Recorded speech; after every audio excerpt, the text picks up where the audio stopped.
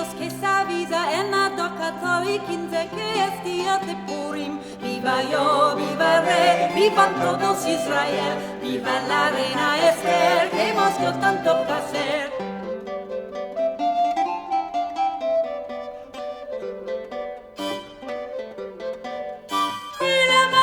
Segundo, haz que tenga negro mundo, que se echa Dios al fondo en los días de Purim. Viva yo, viva rey, viva todos Israel, viva la reina Esther, que hemos dio tanto placer.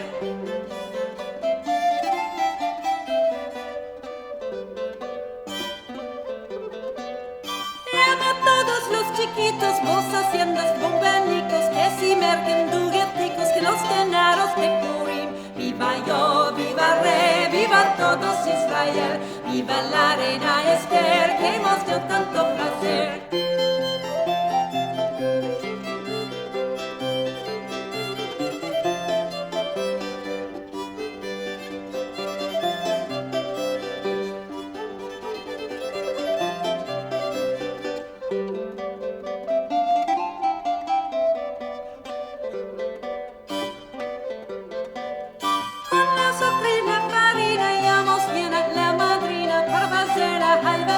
Al día de Purim, viva yo, viva el rey, vivan todos Israel, viva la reina Esther, que hemos dio tanto placer.